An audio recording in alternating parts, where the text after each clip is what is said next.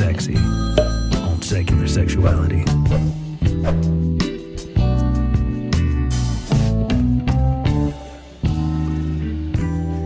Hello and welcome to Secular Sexuality, the ACA show that is once again asking you to please stop asking what's in someone else's pants. I'm Christy Powell. My co-host tonight is sorely missed every time I have to fumble through this thing without them. Welcome back, Bianca. Hello, everyone. It's good to be back. And our guest tonight is a critical thinker and our trail guide on our path to reason, host Cindy Plaza.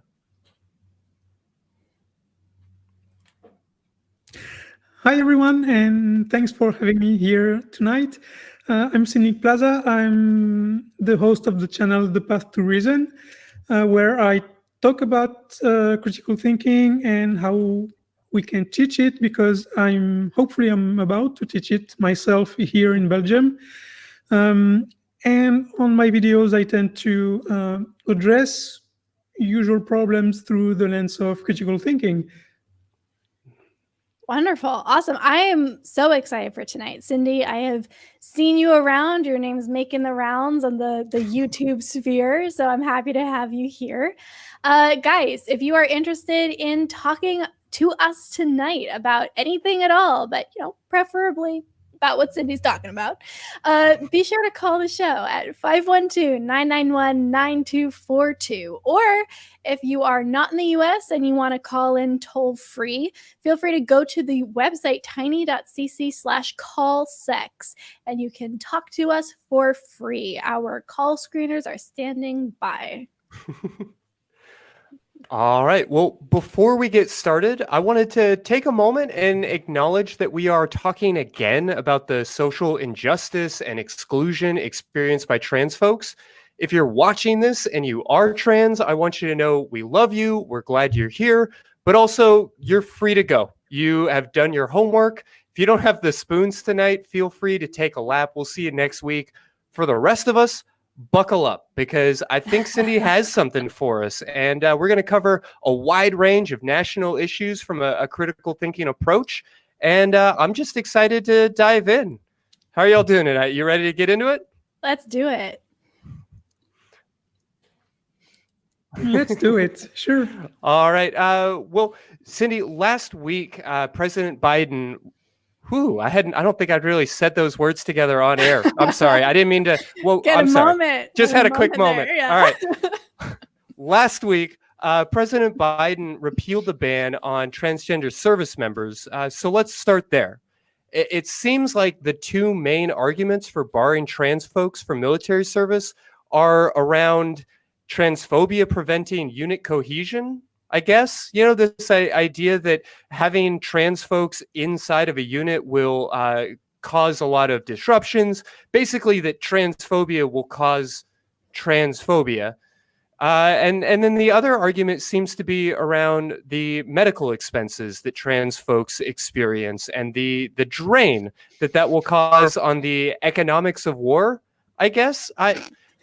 When we apply a critical thinking lens, how do we break down these ideas and get under these arguments to see how they hold up?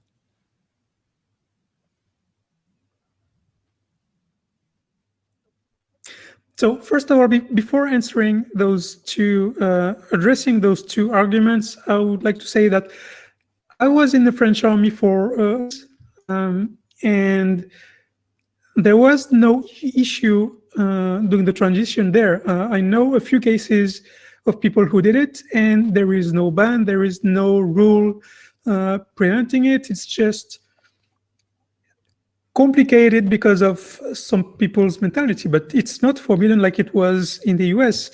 So regarding this argument that people are homophobic, therefore we shouldn't allow trans people, I think if we apply this argument to all situations, like there are racist people in the army, so why shouldn't we ban black people for enlisting?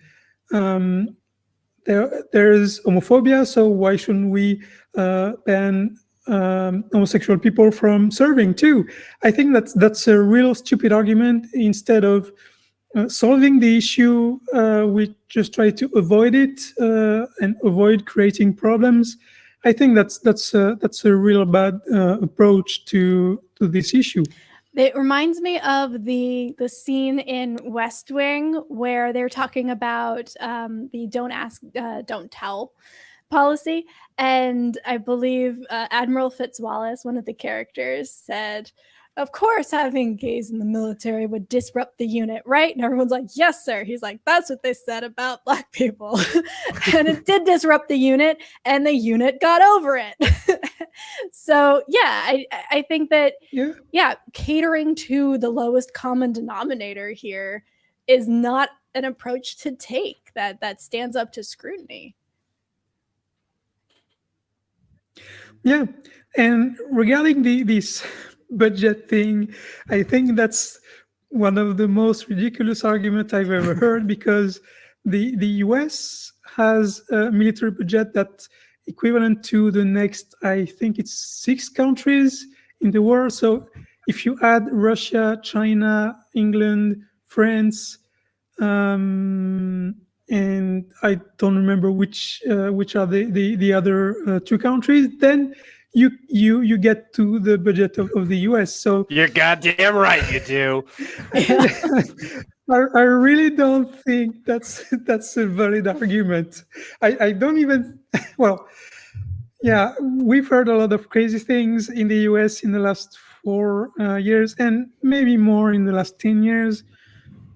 But yeah, that's just crazy talk. Yeah, well, I guess maybe we should start. You think you've already knocked both of those down really well. But I suppose I want to check in a little bit.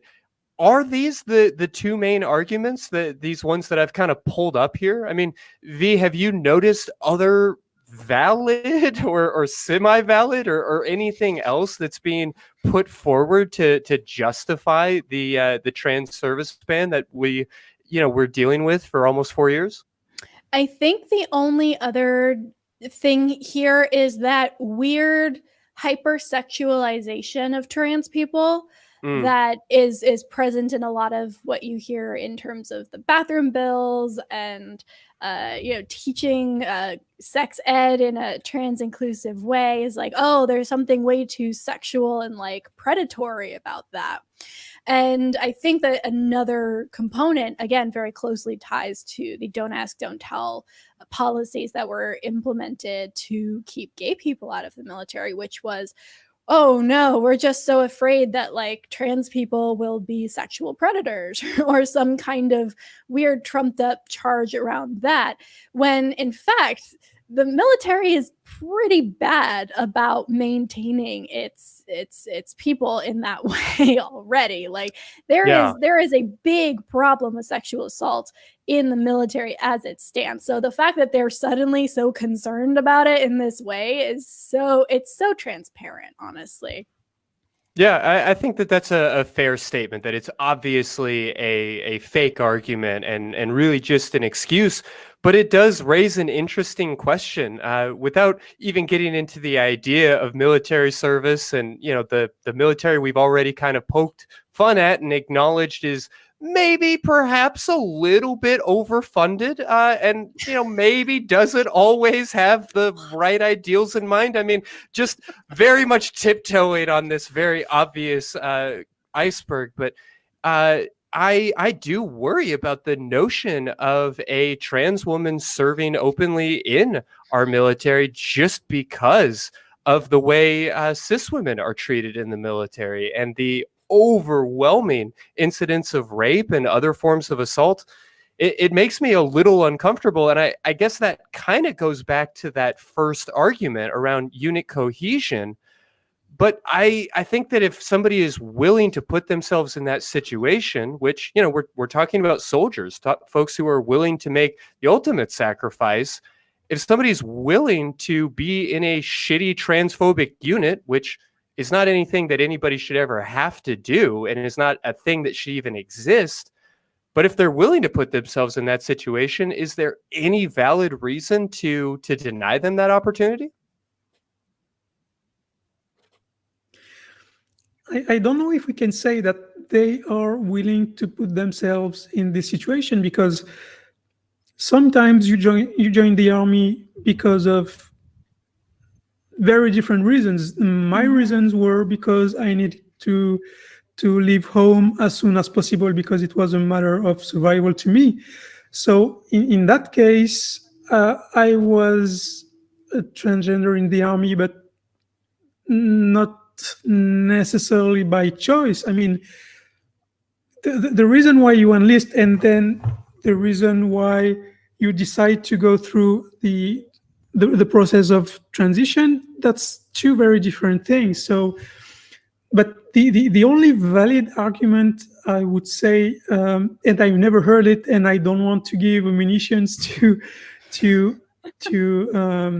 go against this, but the transition period is very, very stressful. It's very, very hard psychologically, and being in a stressful environment during that time could be dangerous for the person and the people around. So that doesn't mean we should ban people to go in the military. That just means we need to make some adjustments during the transition period. That's all.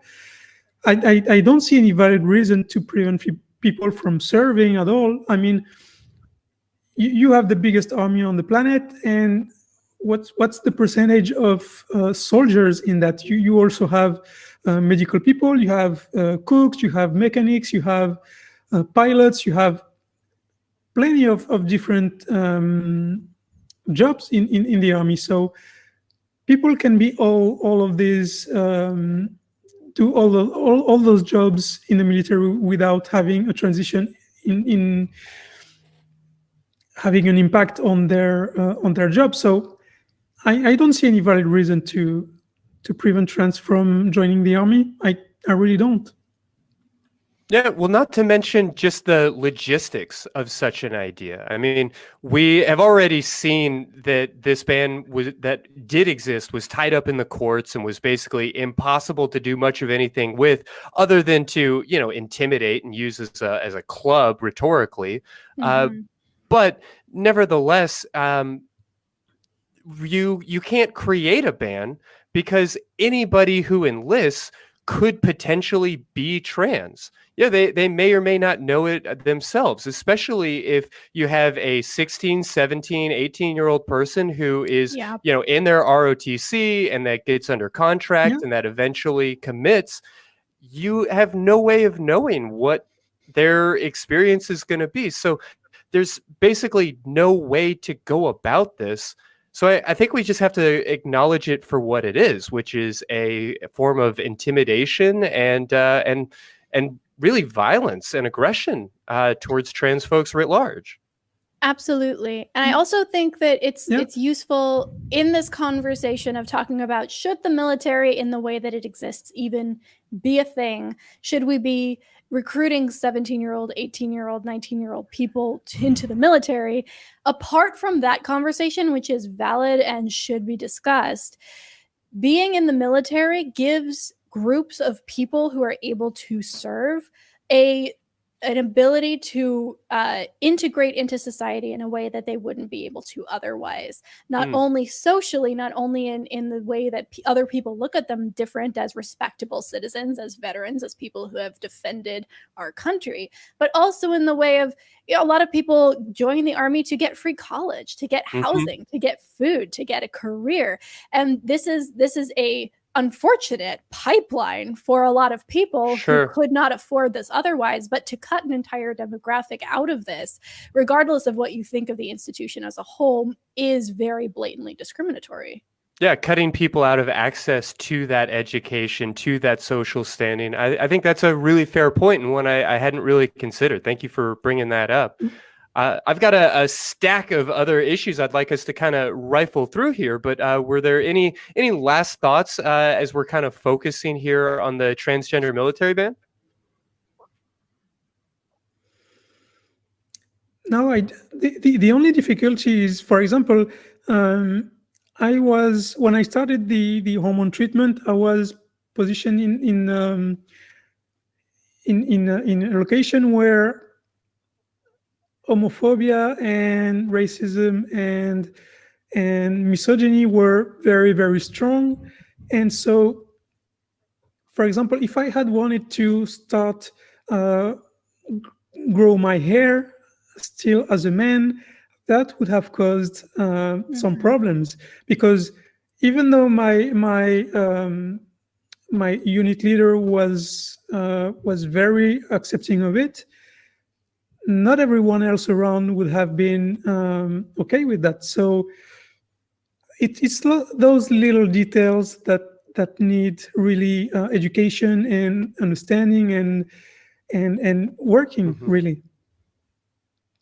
Absolutely. Well, if it's all right with y'all, let's see if we can't tackle a few more issues before we jump onto the calls. I'm gonna queue up what I feel like is a softball just to get us into rhythm here. Let's talk a little bit about anti-trans bathroom bills. Okay. What is the possible justification here? I mean, if the argument is that we are protecting women from assault, how does that hold up? Are we protecting any women, cis or trans, using this type of approach or applying this sort of philosophy? I don't know how many people use the excuse to be a transgender to assault a woman in the bathroom. How many times did this happen? In the research I was able to find in preparing for this episode, maybe 5 in the last 5 years, depending on how you measure, maybe 0. So, well, I do know for a fact that people have done the research, and it's less than the number of times that a GOP elected official did such a thing. So, like, if we're worried about statistics here, probably we shouldn't allow GOP officials into bathrooms ever. That's just common sense, you guys. It seems pretty reasonable, yeah. I should mention that there is a meta-analysis study in the show notes to this episode for anybody who really wants to dive into the numbers and the particulars. I've got as many large general studies as I could find referencing the numbers for any of these things you might be curious about. But yeah, this doesn't seem to be a solution to any particular problem that I can really identify. So how else can we interpret it? How else should we be seeing this idea? I think it's just fear of being of feeling awkward when you see someone who doesn't fit the idea we have of what's a woman and what's a man. And I think that's just the source of this bill. It's just when you're a woman and you see someone who looks like something between a man and a woman and you feel uncomfortable, I think that's just what this law is about. I don't know, I Vi, agree. what you think? I think that there is a very blatant appeal to discomfort here. But only a certain demographics discomfort, right? If you're forcing a trans man who in all other respects passes into the woman's bathroom, that's going to cause this discomfort for everybody involved, right? Nobody's going to be comfortable in that situation. If you're going to force trans women into men's bathrooms, that's going to put them at risk, right? If we're worried about people being assaulted in bathrooms, probably what that's going to look like is a trans woman forced to use the men's room and then being assaulted there. So we're so concerned about this non-existent percentage-wise demographic of people who are potentially at risk, and in focusing on that are completely erasing the actual risk that an actual statistical majority of people would be facing if we put this legislation into practice.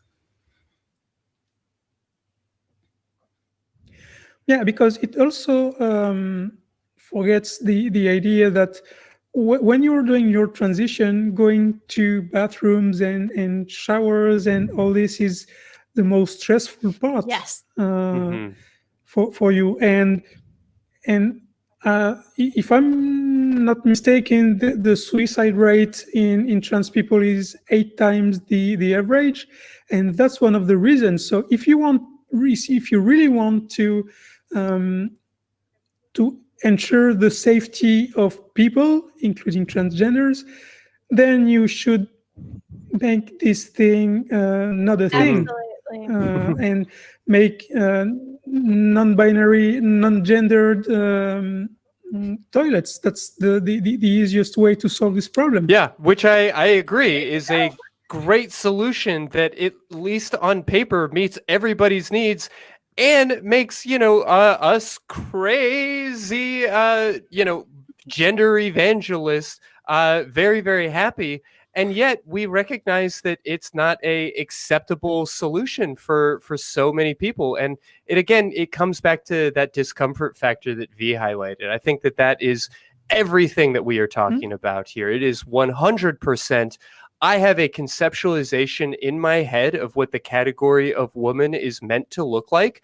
And that conceptualization is very narrow and very, very small. And it cuts off definitely trans women, at least many of them, but a ton of cis women. And that's exactly the issue with a gender critical lens. Mm-hmm. There's also something I think we should take into consideration. It's that for many women, toilets is the place where they can feel safe, especially when they're in a workplace environment where there are a lot of men, and the toilets are the only place where they know they can be themselves. They can do everything they have to do with their health and all that. So I think it's another aspect to take into consideration, because if we force genderless toilets, then we remove this safe space for women. Yeah, it's a fair consideration. It feels unfortunate to me that the conceptualization of what a woman is so narrow in the public mind, and that basically forces this experience. I don't know. I don't know that there is a simple solution to how our bathroom policy should be structured. But I do know that it is absolutely baffling to me that the solution seems to be, well, trans people just don't pee. Right. I don't want to conflate two issues or overcomplicate things, but there has been a raging debate in our city, here in Austin, as we work to figure out how to properly house the homeless population that exists here. And one short-term solution has been to remove a number of different bans and things that prevent homeless folks from being able to camp out or to create structures.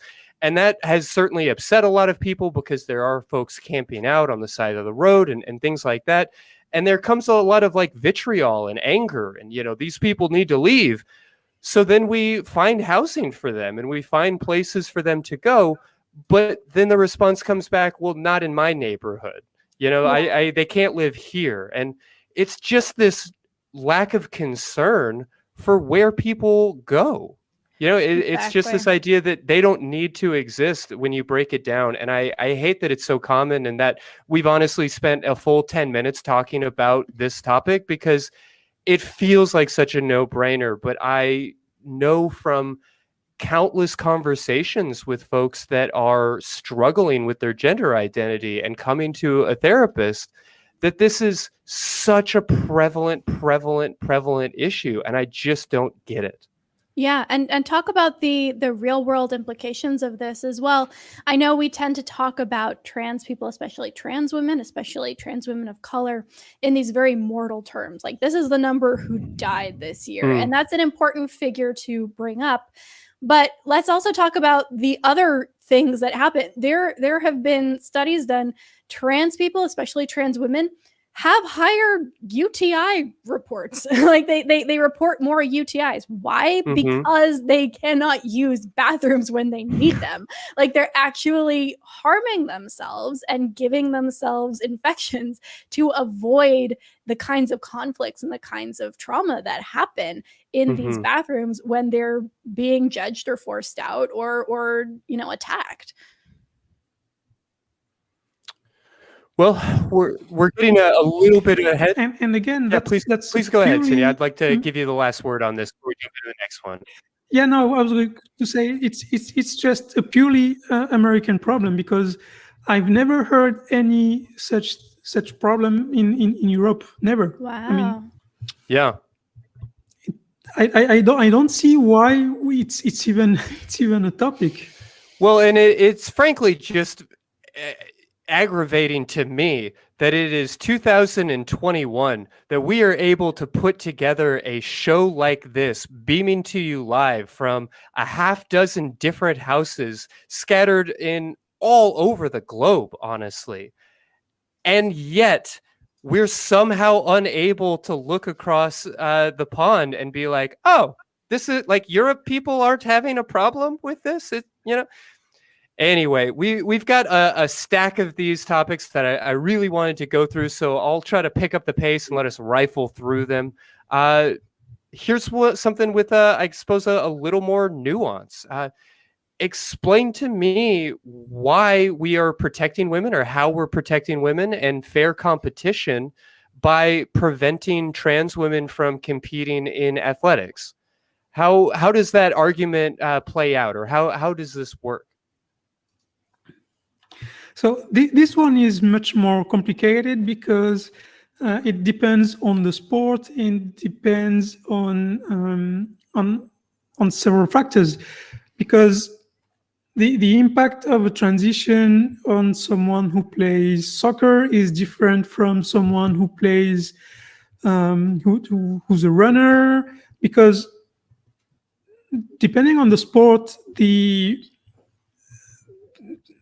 characteristics that are used are different, and the impact of HRT on those characteristics is different. So if you want to know what's the impact of being trans in a specific sport, you have to study this specific sport and not take global figures. So to answer your question, I think it's hard to say we're protecting women, because what we're protecting really is our vision of sports, where we have sports for women and we have sports for men, categories for men, categories for women, when in fact maybe we should have categories depending on the array of characteristics required in that specific sport. That would make more sense than just men and women, because you have women taller than some men. You have the opposite. You have men and women stronger than some men. And I think the discussion we need to have is how we think about equity in sport, and I think that's a discussion we need to have. And to me, the only way to solve this problem is to say, okay, like in martial arts sports, we have categories depending on weight. We could do that in other sports, but not just weight, but maybe we could measure the muscle rate. We could measure. I don't know. I think it has to be studied sport by sport, because, like I said, each sport has its own set of characteristics that are in charge, and we can draw a definitive conclusion to all sports, in my opinion. I think that's fair to say, and there's definitely a lot of nuance here, and that's perhaps the most important takeaway, is that, whether we're looking at the guidelines published by the International Olympic Committee or any of a number of organizations, those guidelines are usually fairly complex, certainly more so than the local middle school that, has just decided to throw somebody out callously and carelessly.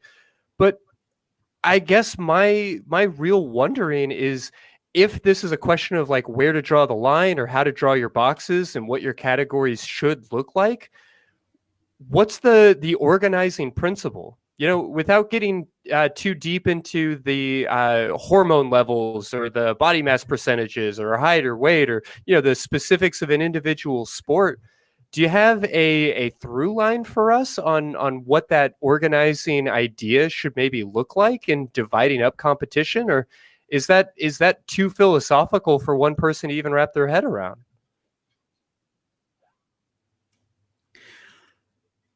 No, I think it has to be purely mechanical, in my opinion. We take one sport, we measure what characteristics are in play for that sport, and then we define categories on the array of these characteristics. I think it shouldn't be that complicated, to be honest.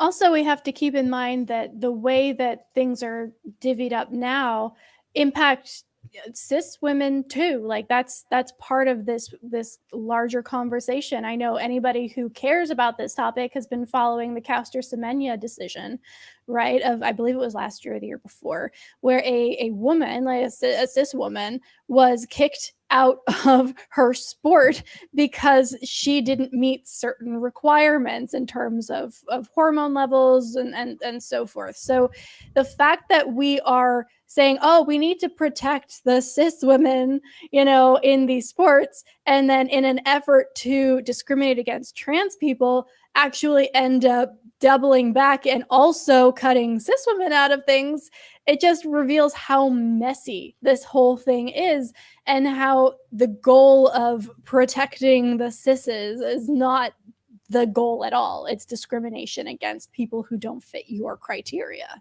Mm-hmm. It is, and you can see it when you look at some specific sportsmen who have a natural advantage, like Michael Phelps.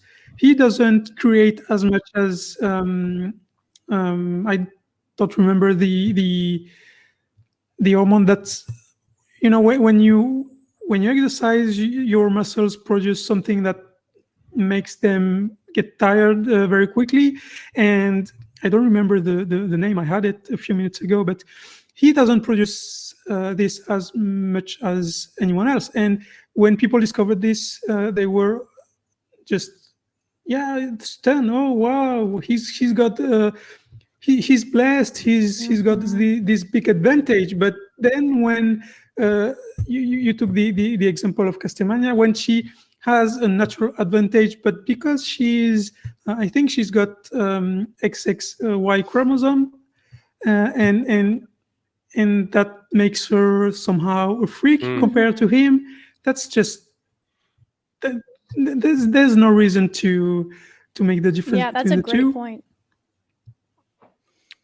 Well, if y'all are ready, let's keep going with these.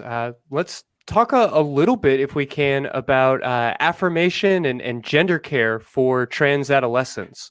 I get that this is a little bit of a question of like, where do you draw the line? But as John Oliver says, when the question is where do you draw the line, the answer is always fucking somewhere. You don't just say that trans kids need to wait until 18 to do anything to affirm their gender. It's more a question of what is appropriate. And I guess I'm curious how we should organize this as well. What our criteria for drawing that line should look like, and whether or not it's appropriate for us to, have legislation and like these large lines that are drawn culturally, or if that is a purely family or personal and individual line to draw.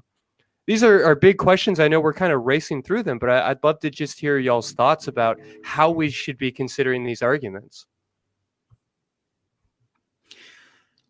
So I'm going against the policy of many trans associations here, because I think starting the process with a trained psychiatrist is, in my opinion, very important, because there are some people who are not exactly aware of all the differences between sexual orientation, sexual gender expression, and all these things, and they can be mistaken. And it's even more important when we start before the teenage years. So I'm totally in favor of imposing even one. In France, it's you have to have one appointment with the psychiatrist. He just asks you questions and then gives you a paper saying yes, you're transgender, and that's what happened with me. Not right away, because the first one I saw just thought I was sick, and she had to try to cure me before allowing me to go through the transition. But the second one I saw just went through after the first appointment. And we need to create more big structures. Here in Belgium, we have there's the best team in Europe, and it's a pluridisciplinary team. You have endocrinologists, you have psychiatrists, you have surgeons, you have everything that deals with transgender almost in the same building, and all those people talk to each other and work with each other. And so if we want to offer children the best environment possible, we need to offer them this kind of environment. See a psychiatrist with the parents in the first place, and then if we see that the child is indeed transgender, then allow them to go through the HRT as soon as possible, because again, that has an impact, including on sports, because if you start the hormone treatment before puberty, then there's literally no difference between an adult woman and an adult trans woman. When I know, please go ahead, Vi. My thinking here is pretty straightforward, and I love that Cindy is driving home the nuance here. For me, I'm gonna go back out and kind of pull back and say, you know what? The same reasoning that applies to Roe v. Wade applies here. This is a medical decision made by individuals with their doctor, and the government has no part in that conversation.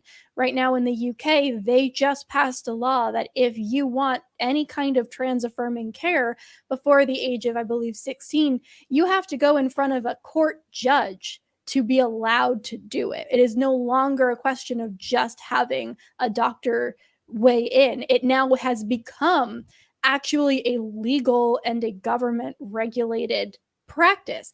So for me, I'm happy to debate all day where that line is, Christy, but ultimately it is going to come down to, is this a conversation between a person and their doctor versus is this a conversation that the state needs to be involved in somehow?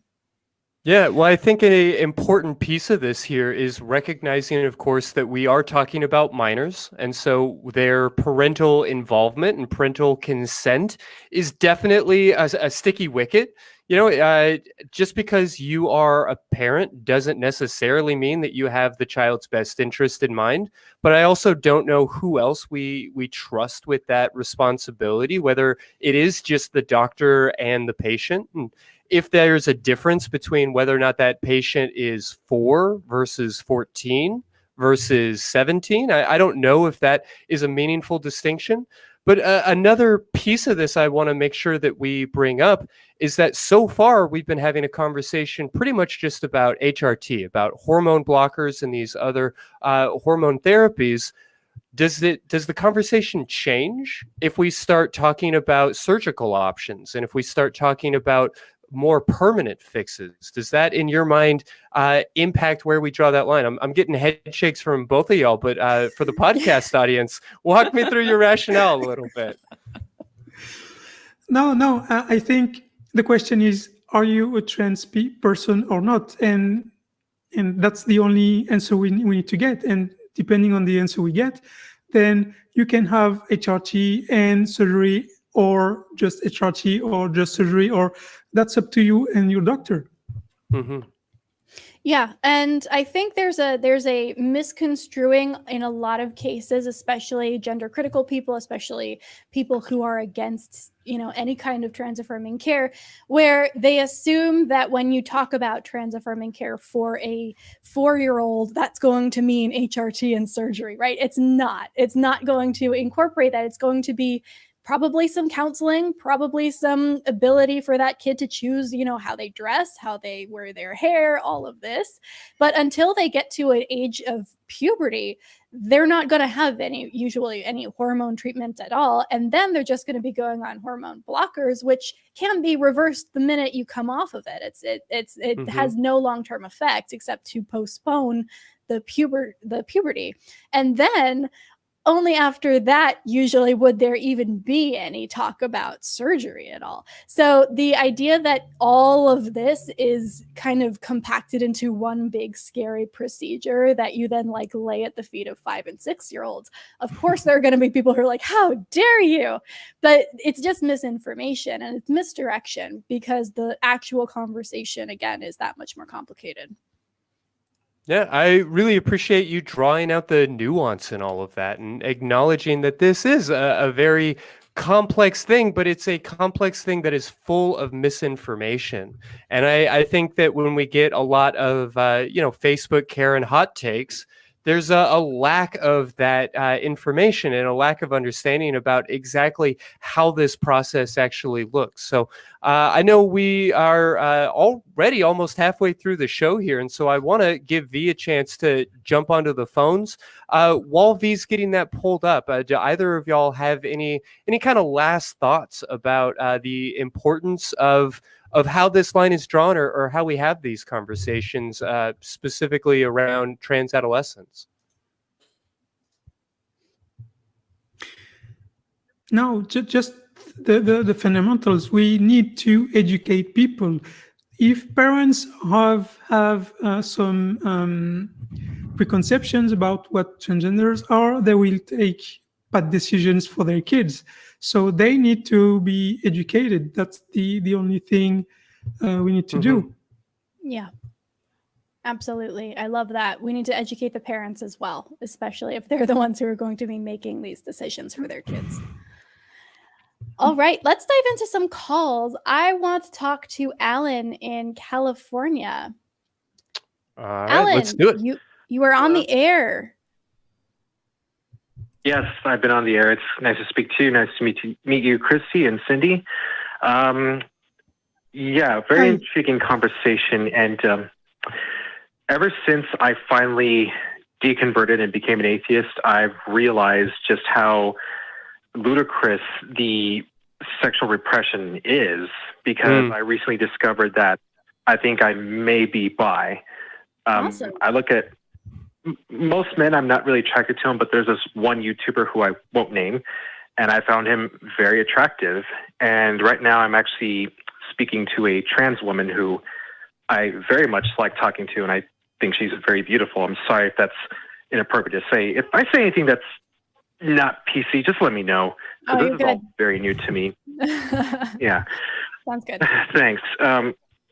It's just, and the thing that bothers me, and I even felt this way when I was still a Christian, was just how Christianity and other religions seems to have this anti-sex rhetoric, and it affects everyone, trans, bisexual people, gays and lesbians, but it also affects heterosexual people as well, because all these religions have like an anti-sex appeal. I mean, we got figureheads like Jordan Peterson who frown at people who are promiscuous, as they say, and they want people to go back to tradition, and it's lack of religion, but you're sad. You're sad because you're not in a traditional relationship. How do you know that? I mean, tradition may work for one person and it may not work for another. So it just blows my mind how in this country, I don't know what it's like in Europe, Cindy, but in this country, there's just this anti-sex attitude. Even though a lot of us are becoming secular, like, there's this one guy I know, he's very, very far right. He's an atheist, but he is like an advocate for the Catholic Church because it gives hope to people. And he has like an anti-sex attitude saying, oh, people shouldn't be degenerate. People should stick to tradition. I'm like, dude, you are constantly looking for women to get with. But when a woman wants to experiment sexually, it's bad. I just can't stand the hypocrisy. Yeah, it's a lot guys, easier if this. everybody else is playing with a hand tied behind their back. Like I definitely see that, and yeah, the ideas that you're bringing up. I mean, it's why this show is here.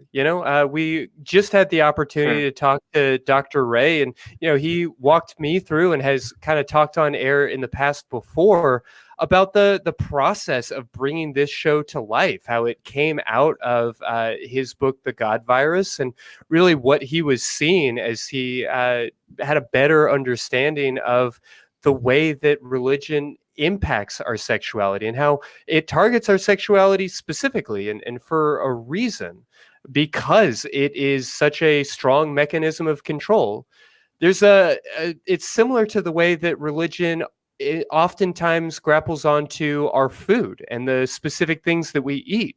Because if you can manipulate and control and insert yourself between a human being and the sustenance that they literally need to survive, then you've got that person in your pocket. You've got control over them. And if you can insert yourself into somebody's sex life, God knows you've got power over them now. And so these ideas are important, not just to breaking the world free of the pain of purity culture. Atheism isn't just here to protect people from all of the damage that is done by religion in the sexual sense. But we do this show and we're having these conversations because by understanding how religion has impacted our sexuality, I think it reveals a lot more about what religion actually is and gives us a little bit more leverage over removing it from our lives and from public discourse.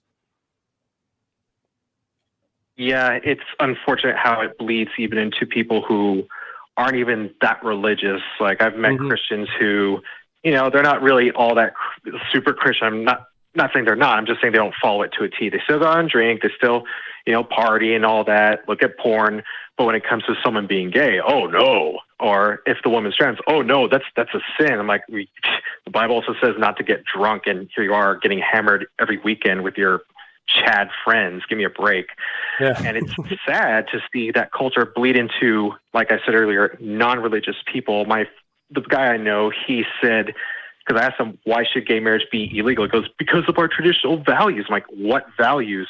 Yeah, where did those come from? Whose tradition? How far back are we going? It basically eventually turns into, like so many of the topics we've been talking tonight, what makes the people in power most comfortable and what provides the most access to them. And so, yeah, it's definitely a important piece of work that we're all here to do. So I appreciate you kind of taking up arms with us, so to speak, and joining in the mission, and for giving us a call tonight.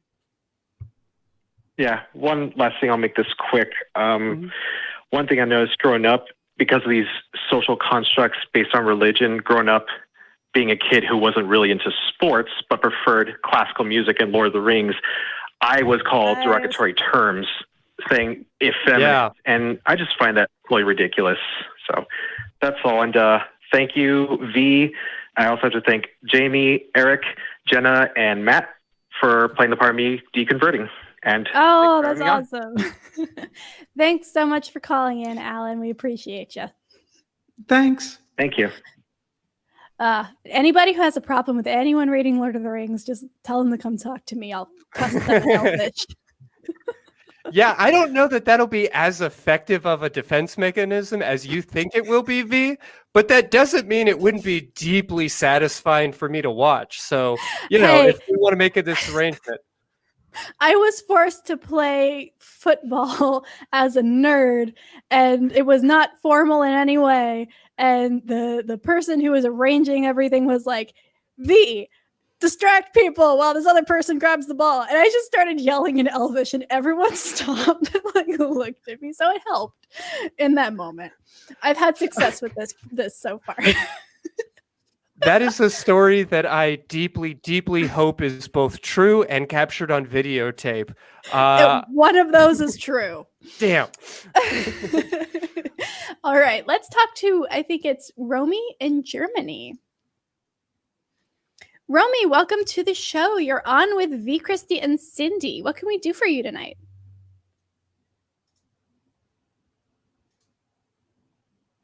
Hello? Romy going once.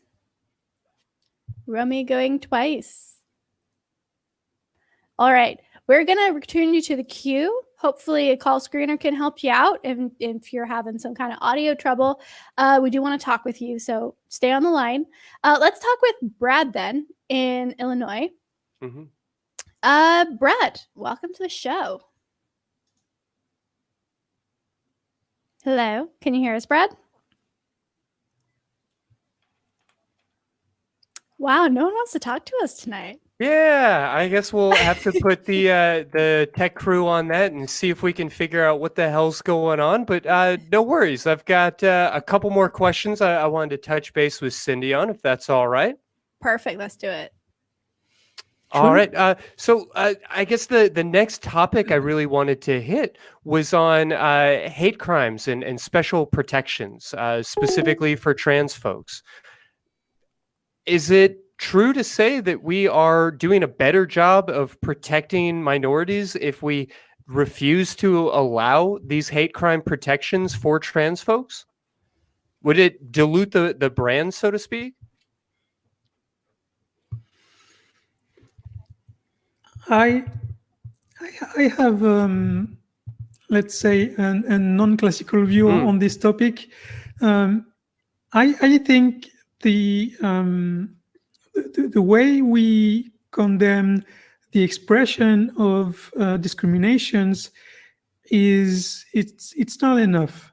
I think we're not doing a very good job at this, because when you punish someone for expressing their view, they will just think they're badly treated. It's unfair. They just can't say what they think, and that's just will make them more extreme with time. And so we need to, instead of giving fines or maybe in addition to giving fines or prison times, depending on the gravity of the acts, we need to educate people, because every single discrimination has bad information at its core, meaning white are superior to white, to black. Homosexuality is a choice. Transgender is just a whim. Just all those discriminations, they are based on a lie at their core. So if we want to get rid of discriminations, we can't only fight their expression. We need to fight the lies and the bad information at their core. And the only way to do that is education. Yeah, I agree. I think that education is key here, and making sure that we have schools that will remain funded if we engage in said education is important, because right now how schools are funded, at least here in the US, depends very much on the kinds of curriculum that they decide to run with. And even in the textbook publishing sphere, Texas, which is extremely conservative, is basically controlling what the rest of the United States can read in school, because they have such a large market share of the textbook industry. So education absolutely is part of it. I also kind of hate that this is where the conversation even goes in terms of hate crime legislation, because let's talk about a smaller fish, like right let's talk about something smaller and more doable and much more realistic as a first step, which is maybe making the gay and trans panic defense illegal to use in the court. Right now, as of 2020 at least, only 11 states have passed legislation banning the gay trans panic defense, right? That means that at least 39 states still allow that as an adequate defense for somebody who has hurt or possibly even killed a person that is on the LGBTQ spectrum somewhere.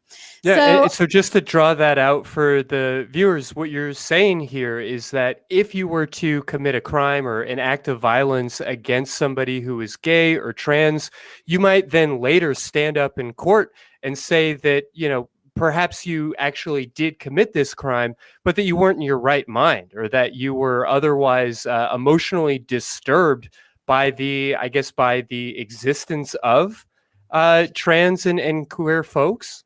Yeah, essentially the argument is I went crazy for a minute there because I found out this person was gay or trans, and therefore I will then get a lighter sentence, or at least try and get one using this thing, which is still valid in the majority of states in the US. So maybe let's shelve the debate about, well, how much hate crime legislation is constitutional to pass, and maybe start with something as blatant as maybe banning these kinds of outrageous defenses that people use to get away with harming this community. Well, Yeah, I had never heard of that, and I'm appalled. To be I'm honest. sorry to ruin your night, Cindy. Yeah, just another fine American import, domestically made. I can't believe this is even a thing. Yeah, this is fun. Yeah, we are backwards in multiple ways. Like everybody's like, "Oh, the U.S. is number one," and some no. Like even in this conversation, city on a hill. No. Yeah, clearly. I understand our phones may be back up and running. Before we return to them, though, I wanted to tackle one more issue since we're here, and just touch on the question of appropriate placement in things like schools and prisons. When we are talking about affirming somebody's gender, frankly, what prison should a trans woman or a trans man be placed in, and how do we make that distinction? What are some of the questions we should be asking, and how to draw those lines? I think we should answer the same way we answered earlier with children. It has to do with the link between the doctor and the person. That should be the guiding thing to decide where they should go. Yeah, I agree that, again, like getting a doctor's approval in some way, and there's again so much conflict here, because in the same way we're talking about allowing people in the LGBTQ community into the military, I feel very similar about the conversation around prisons, right? Sure. It's like, sure, let's talk about this, but also talking about this in the way that we do often establishes these institutions as, these things that can't be challenged or changed for the better. And the truth is that there is a lot wrong with the prison industry in the US, especially around sexual assault, especially around violence, and talking about where to place trans people in that system without also talking about the system opens those people up to additional abuse, regardless of where they're placed, right? And so yeah, this is a huge conversation, Christy, for sure.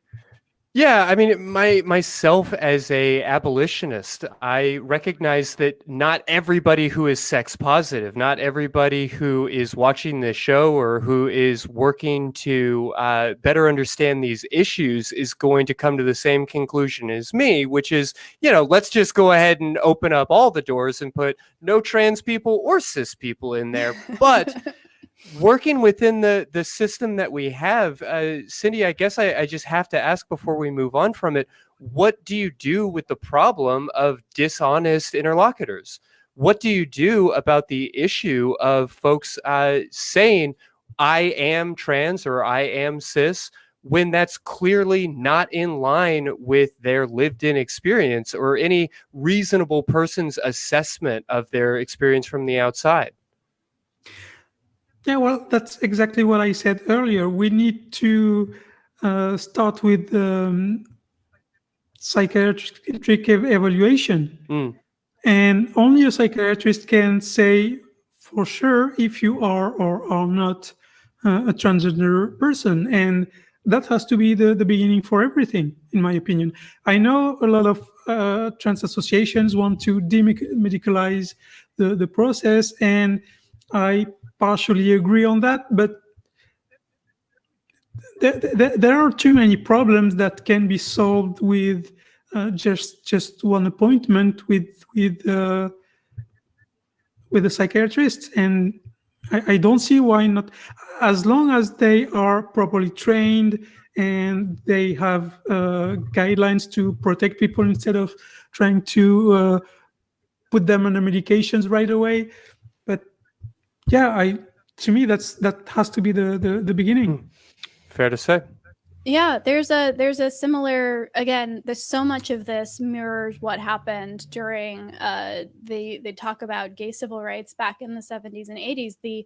The adoption that went from this is a criminal act to this is a medical situation was a step up, because a lot of gay people, frankly, were being jailed for being gay. And then they were like, no, this is a medical thing. I have medical professionals telling me about, what this is. I can't help it.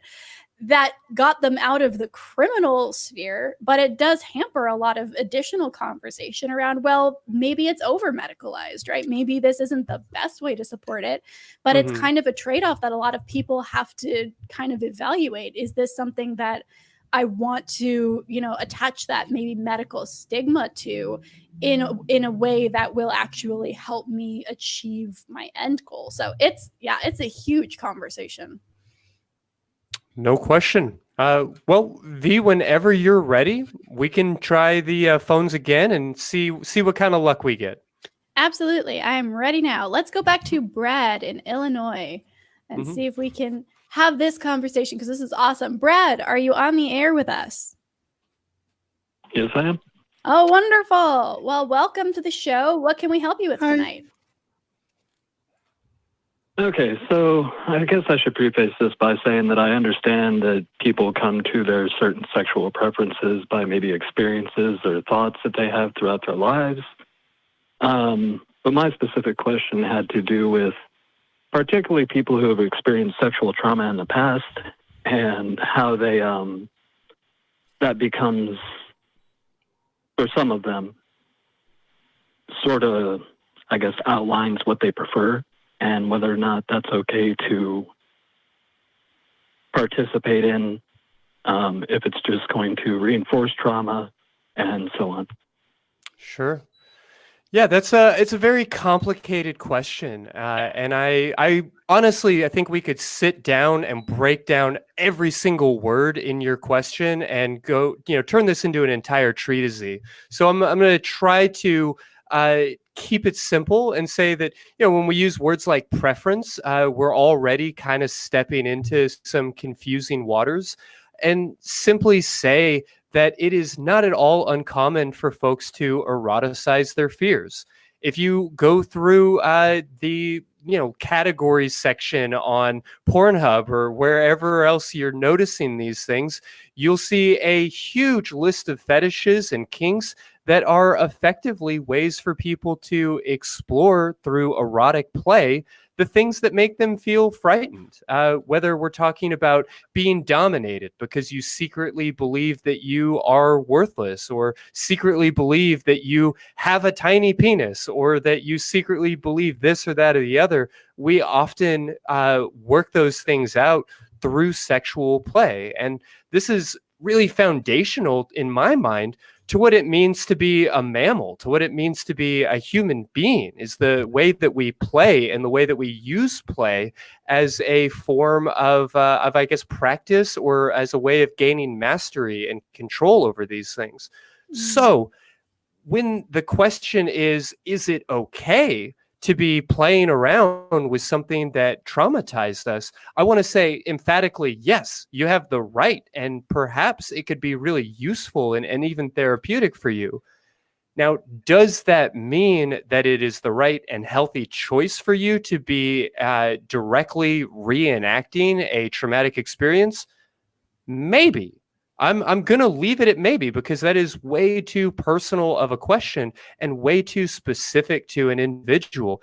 Absolutely, you can risk re-traumatizing yourself. And I want to encourage everybody out there who is investigating edge play or anything that is directly tied to a form of trauma, that you could be putting yourself in a really scary situation, or you could be just continuing to pick at a wound that is not being allowed to heal because you aren't giving it the appropriate space.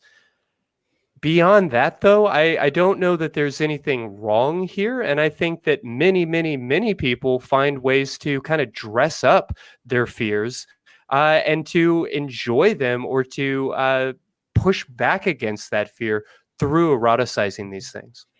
Mm-hmm.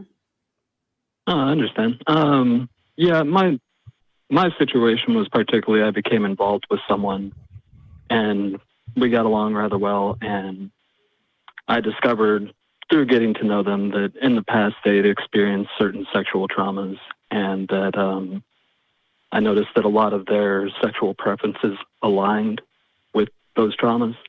Mm-hmm. So I just didn't want to harm them by participating in that sort of behavior with them. Sure. And that's a great question for them, to be honest with you. And I think that you have to trust what they say. You can be mindful and recognize that when it comes to our own traumas and our own pain, that we can often have some blind spots. And as you compassionately care for somebody, you might point some of those things out. But ultimately, they are going to be the expert on themselves, on what their needs are, on what their itches are, and how best to scratch them. But let me get out of the way. What do Vi and Cindy? What would y'all like to add to this? I love that you ask this in the way that you have. I'm not going to lie. When I heard the original intent, I was like, oh no, this is going to be about, do gay people have preferences because of this or that? But it actually makes a lot of sense to be concerned about a partner who might be exhibiting certain, signs of, having gone through abuse or trauma. And I think the best thing you can possibly do is kind of twofold. Like Christy said, you have to trust them. They are going to know best what is good for them. Treat them like the consenting adult that they are. But on the other hand, open up that line of communication. Maybe have a safe word in play, even if it's something that you wouldn't normally have a safe word for or normally check in with, even if it seems tame to you. If you are looking at what they might be experiencing, say, hey, let's just set up a safe word ahead of time. You can use it whenever you need to, or, check in during or after having sex with them, just to make sure aftercare is a big thing. If they like to experience a certain thing, but then need to come down from that or feel grounded around you, that's definitely something to talk about. So yeah, communication, as always, I think is the biggest thing here. And I will let Cindy jump in as well. I just want to also maybe challenge the idea that sex specifically is more dangerous than other things when talking about past trauma. I think a lot of the concern around, well, will this sex hurt someone, comes from a place of viewing sex as inherently dangerous or in some way impactful on a deeper level than other activities. And for some, that certainly can be the case, and especially if you're going about it in a dangerous or uninformed way. But if you are two people or more than two people who, care about each other and are communicative and consenting, there's nothing more inherently dangerous or impactful around sex than there is around watching a horror film, right? Or having an intense conversation or going on a roller coaster. Like, all of these things could potentially re-trigger you or traumatize you if you had a past event that would kind of impact that. So I would just maybe encourage you to see sex as just another activity and possibly even a very therapeutic one. Mm-hmm. Cindy, what are your thoughts? Yeah, it wasn't so much just I'm not because going to of the sex aspect. Sorry, go ahead, Cindy. Yeah, no, I'm not going to add much to what has been said already. I think the fact that you are concerned about this and that you are concerned enough to call a show like this and ask the question is great. It shows that you care about them and you have empathy, and I think that's great. I think communication is also very important, and you should express your concerns to them, because it will also show them that you care about them and that you want to treat them as an equal and as a person you care about. So yeah, I think you really need to discuss this with them and share what you are feeling.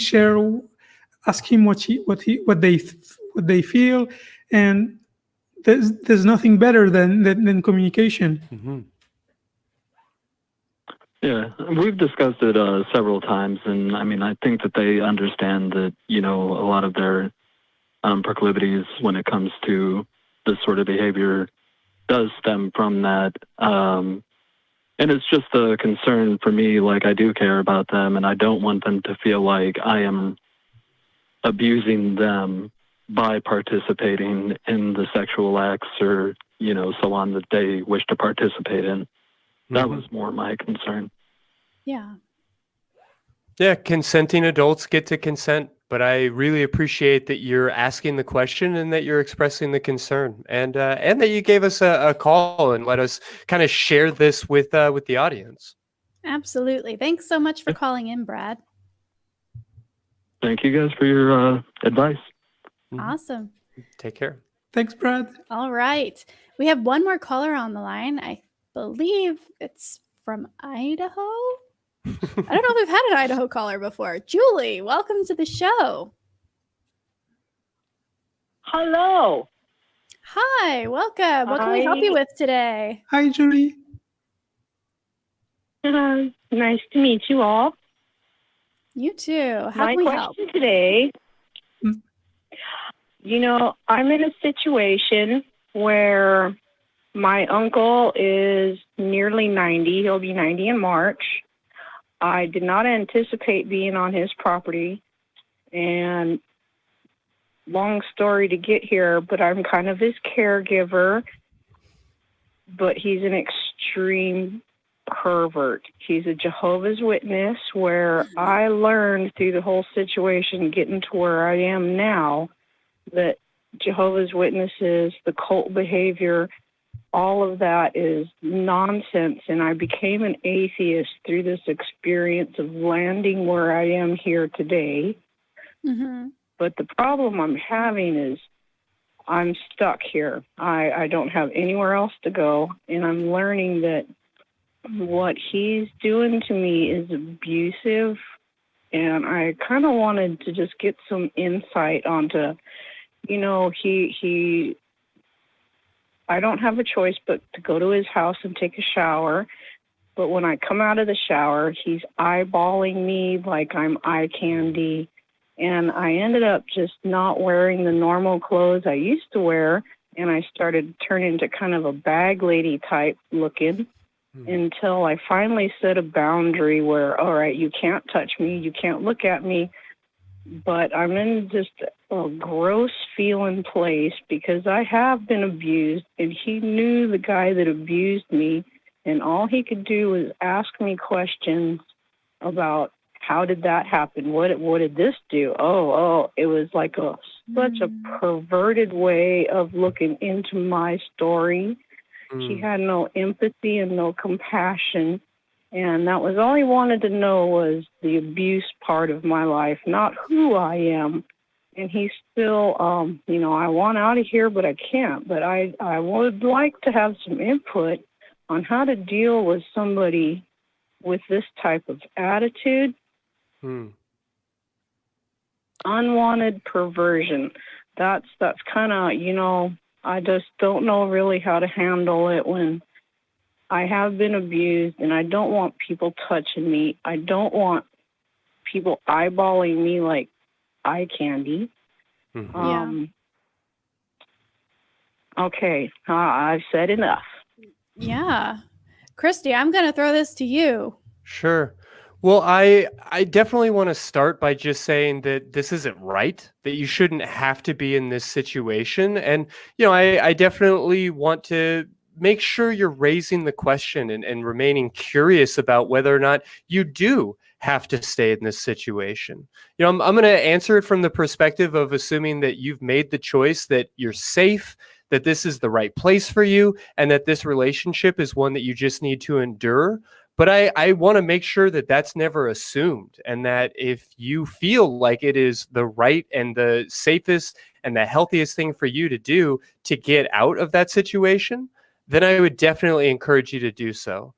That said, if this is where you're at and this is the experience that you're going to have to deal with, I'm going to recommend to you the work of Kristin Neff. Kristin Neff is a writer and a researcher right here in Austin, out of UT Austin. And she has been doing a lot of really interesting research on self-compassion.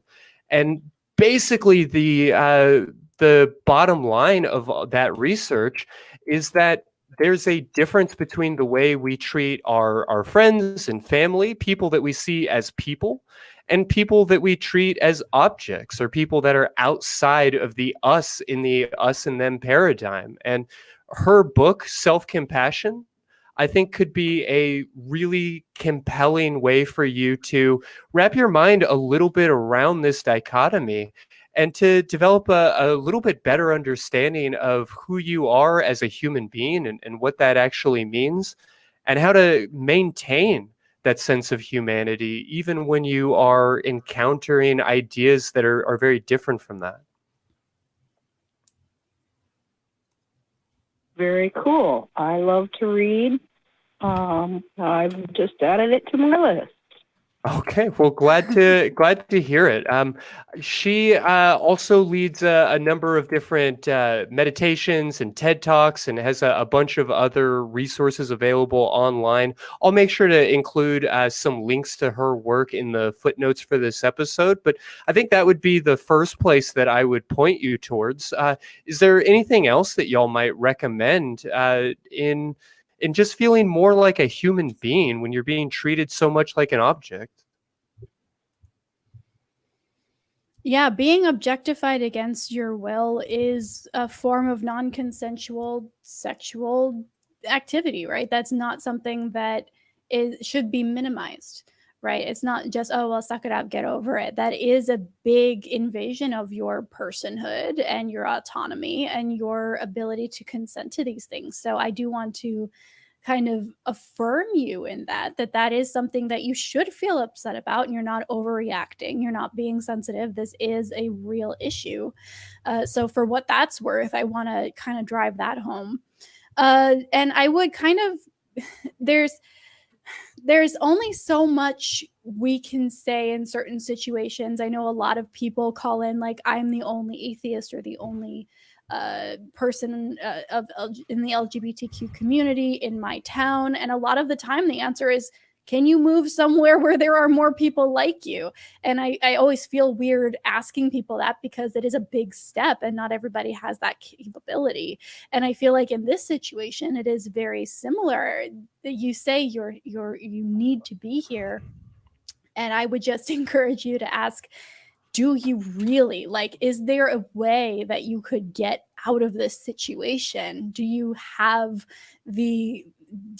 other options that you could help with? Even bringing someone with you if you need to go to this place and spend some time caring for this person, even having a friend come along just to give you that extra support and maybe act as a buffer. So I would encourage you, if you want to reach out to our different groups on Discord, on Facebook, and either just talk about this with people who will understand, or if you need monetary assistance, right? You can put together something, and I'm sure that the groups that are watching this show would be happy to try and support you in how we can in getting you out of this unfortunate situation. Wow. Thank you so much. Yeah.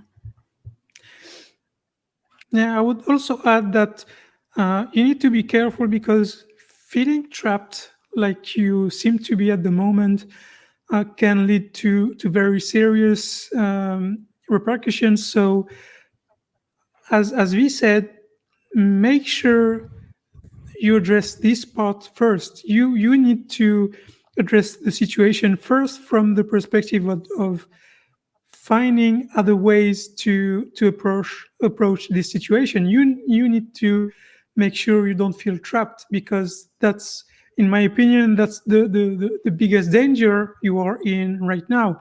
It leads to catastrophic mental states. So make sure you address that first. Absolutely. Empower yourself however you Yes, can. that's why I called. I'm feeling like I'm in a prison that I can't get out of. Yeah. Well, I'm glad that you called in. If you need to call back, if something else comes up, if you have more questions, if you need more advice, we're happy to take your call again. But I would definitely recommend reaching out to the people in our community and just getting some support there as well, because you certainly are not the only person in our community who has had to deal with this kind of unwanted attention in a situation where they couldn't quite control it. So thank you so much for calling in, Julie. I really wish you the best. Thank you so much. I feel so much better. You guys really, really helped me. I appreciate it. Of course. I'm so glad to hear it. Take care. Good A night. little bit of encouragement. That's moving too, you know.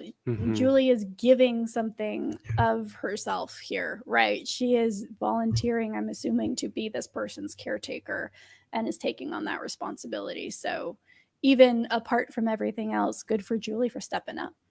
Yeah, for real. It's upsetting to hear and to think of yourself as not having more options. So I hope the best for her. Absolutely. I know that we're getting a little bit long here, and so I want to begin to wrap things up. But before we do, I guess I really want to put a bow on all of this, because I feel like so many of the conversations that we had tonight and the issues we were discussing, at the heart of those issues is a real existential question about what is a trans person? Like, what does that label mean? And we have tried over and over again on this show to explore the maybe the nuances and the philosophy of gender politics. We've also looked specifically at the science, the genetics, the biology of a trans identity, and tried to come at it through all of these different angles and lenses. But I guess ultimately, I don't know that there is a singular answer. But I would love to hear from y'all some ideas around how we should even be conceptualizing that cis versus trans dichotomy, and how we're drawing that line, what the organizing principle is for some of these boxes, and maybe a better way of framing the conversation around a lot of these trans issues. Now take all of that. You got about 2 minutes each. So go now. Go ahead. Oh my gosh, you put me on the spot, Cindy. Okay. The first thing I would say off the bat is that what a trans person is, apart from just being a person, because let's just agree that like trans people are people and that should be enough, but unfortunately it's not for a lot of people. So I think there's a lot of hype and a lot of hysteria and a lot of blowing things out of proportion and attributing medical procedures and policy and law and all of this to trans identities. What it means if you are trans is that you are a gender that is not the gender that was given to you when you were born. That's it. That's what that means. And it can manifest in so many different ways. And so just kind of defining it as that and letting people understand, okay, there are people who were given an identity, a gender when they were born, before they were born, and agree with it. And there are people who were given a gender before they were born and disagree with it. Like, it doesn't sound radical because it really isn't, right? That's essentially what we're talking about. And then all of those other conversations happen when we say, okay, how do we best support all of these people all at once and make sure that we are not minimizing the struggle of any one group? The only other thing I would point out here is that, God, I completely lost my thought. I was going to point something else out, but I completely forgot. Oh, You have a full 20 seconds left. I remember. Okay, I said God, and I remember because it was about God.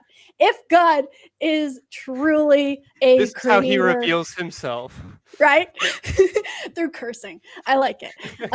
If God is truly a creator of strange and wonderful things that are beyond our understanding and are varied and different and magical and unique, like all of these things we attribute to God and God's creation, right? If you are a religious person, why is it so difficult to imagine that there is more than one type of person, right? It's so narrow-minded to assume that you are allied with this God who is so big and expansive and incomprehensible, and yet God is somehow limited to box A or box B, right? That's not the case, and it even if we were to grant all of that theological baggage, it wouldn't be the case. Well said. Sydney, anything you want to add? Yeah. The question I got the most when I announced that I was going to do the transition was, I'm a man and I don't particularly feel like a man, or I'm a woman and I don't particularly feel like a woman. So how can you be a man and feel like you are a woman? And so to explain this, I used a very specific case of people that happens in Dominican Republic. They're called Gevedoce. It's Spanish, Juevedoce. You can look it up. Basically, it's they're boys, and when they're born, they basically are girls. And when they reach puberty, they become men. I mean, they grow a penis at 12, and hence their name. And it's I'm not going to go into the science behind this because it takes time, but I think it's fascinating. But if you can put yourself in the shoes of those children and imagine that you are a boy, and because of a very specific problem that happened, nature decided that you would be born as a girl, and try to put yourself in their shoes and imagine what you would feel every day when the way people look at you, the way you look at yourself in the mirror, and try to imagine the impact it could have on you. And then you might have an idea of what transgender feel all their life.